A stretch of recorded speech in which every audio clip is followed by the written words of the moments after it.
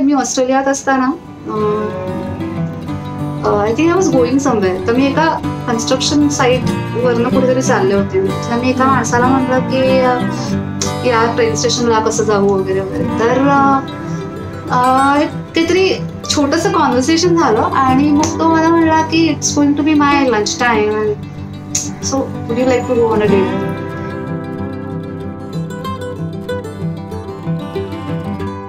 So घर बसल्या travel कर भटक्यांसाठी जी भाटुपानी पॉडकास्ट सुरू केली मुक्काम पोस्ट ट्रॅव्हल, त्याच्या पुढच्या भागामध्ये तुमच्या सगळ्यांचं परत एकदा खूप खूप स्वागत आहे. आणि आज आपल्यासोबत आपली जी मैत्रीण आहे अदिती मोघे, ती एक पटकथाकार आहे आणि तिने सायकल, कॉफी आणि बरंच काही आणि हम्पीसारखे जेम्स आपल्याला दिलेत. So high Aditi. High, hello, how are you?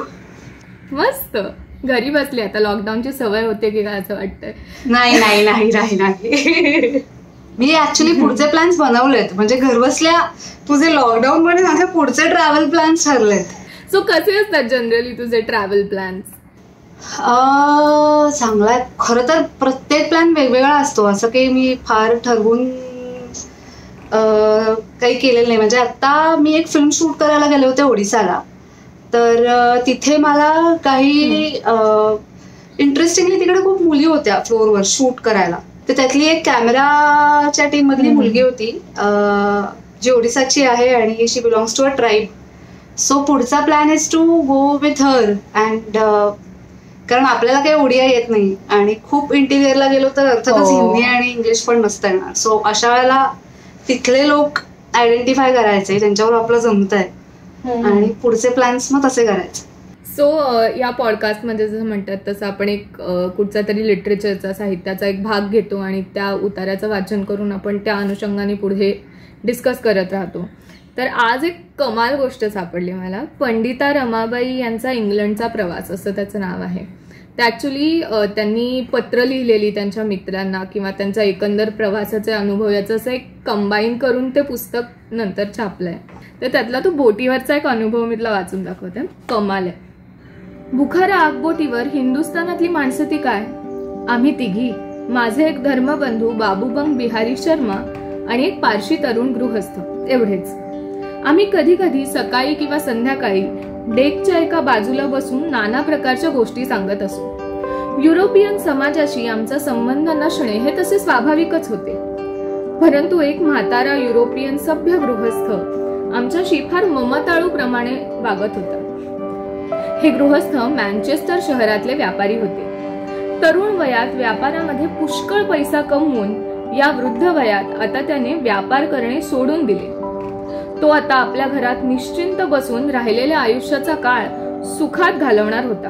परंतु त्याचं सुख आळशीपणाने अंथरुणात पडून झोपा काढणार नव्हते. तो आज गेल्या 19 महिन्यांपासून प्रवास करत सगळ्या पृथ्वीची प्रदक्षिणा करून आला होता. या प्रवासात त्याला सुमारे 1000 पाऊंड इतका खर्च करावा लागला, असे त्यांनी मला एकदा सांगितल्याचं मला आठवतंय. तो जितक्या ठिकाणी गेल्या तितक्या ठिकाणची माहिती मिळवून त्यांनी आपल्या स्मरणवहीत लिहून घेतली आणि त्याचे प्रसिद्ध ठिकाणचे चित्र, देखावे असे मिळून 7000 चित्र म्हणजेच फोटोग्राफ्स त्यांनी संग्रहित ठेवले. त्यापैकी सुमारे 160 हिंदुस्थानातल्या देखाव्यांची चित्र त्यांनी मला दाखवली. ती फारच मनोरंजक आणि हुबेहूब होती. त्यापैकी पुष्कळ ठिकाणे मी पाहिलेली होती. त्यांच्या नावांचे अर्थ आणि इतिहास यांची मला जेवढी माहिती होती तेवढी त्यांनी माझ्याकडनं करून घेतली. या वृद्ध गृहस्थाचा कित्ता आपल्या देशातील विलासप्रिय, आळशी, श्रीमंत लोकांनी जर वळवला ना तर किती बरं होईल. असो, या गृहस्थाला हिंदुस्थानातली कुठलीही भाषा येत नव्हती. मी तर इंग्रजी मधली अरण्य पंडिता, मग काय पाहावे. तो गृहस्थ बोले तेवढे मला समजत असे, परंतु त्याची उत्तरं देता येत नव्हती, कारण यापूर्वी मला इंग्रजी बोलण्याचा मुळी अभ्यासच नव्हता. काही शब्द व काही संज्ञा असं मिळून कसा तरी तो माझा आशय समजून घेत असे. काय कमाल अनुभव आहे ना. सो मला ना याच्यावरून हम्पीची म्हणजे त्या फिल्मची आठवण झाली की त्यात कबीर पण असं ते पोलरॉइड्स ते पिक्चर्स वगैरे दाखवत होतं. सो तू जेव्हा स्क्रीन प्ले लिहितेस एखाद्या अशा ट्रॅव्हल रिलेटेड फिल्मचा, तेव्हा किती खऱ्या अनुभवावरून लिहितेस आणि अशा काय अनुभव असतो तुझा हे सगळं लिहिताना? ट्रॅव्हलच्या केसमध्ये तर ऑफकोर्स आय थिंक तुमचे अनुभव असल्याशिवाय ट्रॅव्हल लिहिणं खूप कठीण आहे. बट इट इज ऑलवेज थोडासा एक्स्ट्रापोलेशन. फॉर एक्झाम्पल तुम्हाला त्या सदृश्य काहीतरी पर्सनॅलिटी ट्रेट असलेलं कोणतरी भेटलेलं असतं, काहीतरी इंटरॅक्शन झालेलं असतं. जरुरी नाही की ते त्या वयाचं असेल. म्हणजे आय रिमेंबर की मला हिमाचलमध्ये असताना एक 65 वर्षाचा ऑस्ट्रेलियन माणूस भेटला होता, जो एक अत्यंत कठीण ट्रेकला आम्ही गेलो होतो आणि तो सगळ्यात पुढे होता, माझ्या वडिलांच्या वयाचा आहे तो. आणि we were talking about dating as in at this age also he was looking for someone. आणि मला असं वाटलं की ऑस्ट्रेलियातला एक माणूस आणि मी एक भारतातली एक मुलगी, generations apart and still we are looking for the same answers. हे केवढं गमतीशीर होतं. मग अगेन कल्चर्स किती वेगळी असली तरी मग तुम्ही फिल्म जेव्हा करायला घेता तेव्हा मला असं वाटतं की आपण ती पर्सनॅलिटी त्याच्यातलं राहिलेलं, त्यांच्याबरोबर कधीतरी झालेलं कुठलं तरी कॉन्व्हर्सेशन असं मग आपल्याला हवंय तसं वळवून आपल्या फिल्ममध्ये त्याचा वापर करतो. पण म्हणजे तू असे प्लॅन करून ट्रॅव्हल करतेस का अशी अनप्लॅन्ड, अंदाधुंद? आय थिंक माणसांना भेटणं हा मुद्दा असतो माझा जनरली. काउच सर्फिंग हा माझा खूप आवडता प्लॅटफॉर्म आहे. तुम्ही एकतर पैसे तिथे वाचवता खूप जास्त, आणि दुसरं तिथली माणसं जर तुम्हाला भेटली ना तर I think nothing like it. कारण ती तुम्हाला त्यांची जागा, त्यांची माणसं, म्हणजे if you are good at conversation मग तुम्हाला तिथलं त्यांचं जग, त्यांच्या जगात एंट्री मिळते. सोलो एकटीने प्रवास करताना किंवा ग्रुपने प्रवास करताना किंवा कामासाठी प्रवास करताना सो असे वेगवेगळे अनुभव येत असतील ना तुला, प्रत्येक ह्याचे वेगवेगळ्या टाईपचे अनुभव सुद्धा? ऑफकोर्स, म्हणजे कारण solo travel is a very very different experience आणि इट इज अडिक्टिव्ह. म्हणजे हो, मला असं ऑलमोस्ट तोंडाला पाणी सुटल्यासारखं वाटते. सोलो ट्रॅव्हलची सवय एकदा झाली की I think it gets difficult to get back to group travel. म्हणजे मग ते असे ठराविक प्लॅन्स असतात ना, गोवा वगैरे, की जिकडे 50 लोक जाणार आहात तुम्ही, जिकडे केअर की कसं आहे वगैरे, असे काही सेफ प्लॅन्स असतात आयुष्यात. त्या ठिकाणी मग लोकांबरोबर जाणं होतं. पण जागा एक्सप्लोर करायच्या असतील तर मला असं वाटतं की एकतर आपल्या मनाप्रमाणे काहीही न होणं याची तयारी सोलो ट्रॅव्हलमध्ये खूप कमाल होते. सोलो आणि बजेट हे जर तुम्ही एस्पेशली करणार असाल तर, कारण होतं असं की फॉर एक्झाम्पल तुम्ही बस घेतली, बस बंद पडली, you can do anything about it. So solo travel तुम्हाला आय थिंक पेशन्स खूप मोठ्या प्रमाणात शिकवतो. आणि दुसरा एक मुद्दा असतो की आपण आपल्याच लोकांबरोबर जर जायचं असेल तर मग ते ऍक्सिडेंट जे असतात प्लेझंट ते कसे होणार, कारण तुम्ही तुमच्याच लोकांबरोबर गेलात. So you want to do the same things, फक्त जागा वेगळी असते. पण म्हणजे तू आता म्हणालीस इतकं तू सही सोलो ट्रॅव्हल बद्दल बोलतेस, आता आपण पुस्तकात पण म्हणजे ते पण बघ ना काय भारी, किती म्हणजे साधारण 100-150 वर्षापूर्वी त्यांनी लिहिलेलं आहे की त्यांनी काय 10 प्रश्न आले त्यांना की ह्या तरुण वयात तू कशी जाशील, एकटी मुलगी, नवीन देश वगैरे. आणि तू आता बघितलंस तरी आत्ताही कुठच्याही सोलो ट्रॅव्हल प्लॅनिंगचा पहिला मुद्दा असतो आईबाबांना पटवणं किंवा घरच्यांना कन्व्हिन्स करणं, किंवा अशा बऱ्याच काही मिथ्स असतात ना त्याच्या अराउंड की अरे कसं होईल, काय होईल, मुलीची जात वगैरे वगैरे वगैरे. तर मग काय त्या मिथ्स कसं उत्तर द्यायचं अगं याला? आता मला ना एक जनरल प्रश्न असा पडतो की आपण जेव्हा झोपेतनं उठतो तेव्हा आपण एक मुलगा आहोत किंवा एक मुलगी आहोत म्हणून उठतो का? We wake up like a person. So if you have that conversation in your head की I am a human being, तर तुम्ही विचार करताना तुमचा क्रायटेरिया ह्युमन बिईंग असा असला पाहिजे.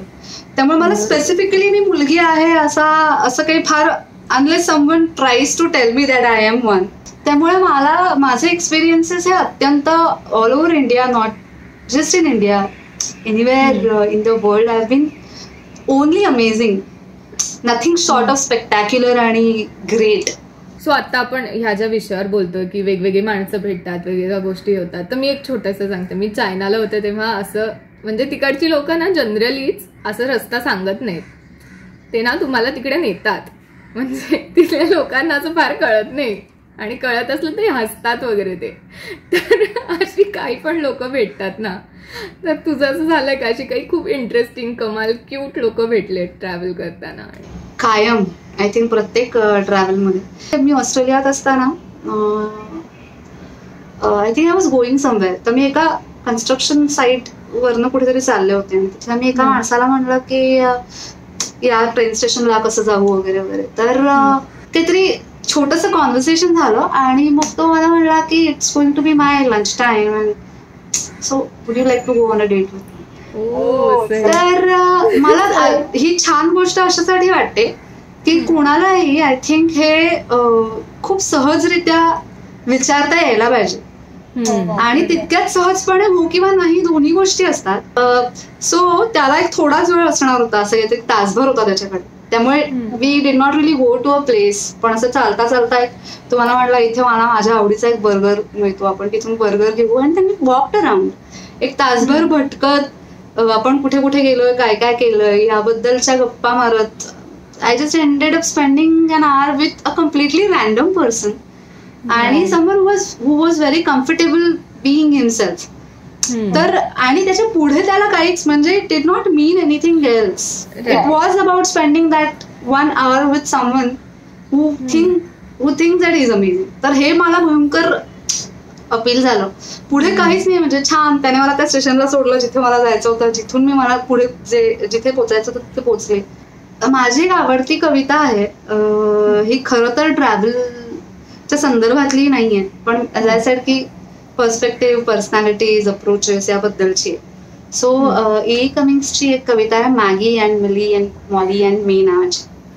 Maggie and Millie and Molly and me went down to the beach to play one day, and Maggie discovered a shell that sang so sweetly she couldn't remember her troubles, and Millie befriended a stranded star whose raised 5 languid fingers were, and Molly was chased by a horrible thing which raced sideways while blowing bubbles, and May came home with a smooth round stone as small as world and as large as a moon. For whatever we lose, like a you or a me, it's always ourselves we find in the sea. ही कविता ही मला माझ्याकडे बऱ्याच ठिकाणी अशी लिहिलेली आहे, especially त्या 2 lines की May came with a smooth round stone as small as world as large as a. तर थँक्यू सो मच. इकडे आलीस आणि इतक्या छान गप्पा मारल्यास, इतके सही आणि क्यूट एक्सपिरियन्सेस आमच्यासोबत शेअर केलेस. So yes, thank you so much. आणि जर तुम्हाला हा व्हिडिओ आवडला असेल तर लाईक करा, शेअर करा, भाटुकाला सबस्क्राईब करा आणि पुढे आम्ही कुठच्या पुस्तकाबद्दल आणि कोणाशी बोलू याचे काही सजेशन्स आम्हाला कमेंट सेक्शनमध्ये सांगा. आणि घरी राहा, सेफ राहा आणि पुढचे ट्रॅव्हल्स प्लॅन बनवत राहा.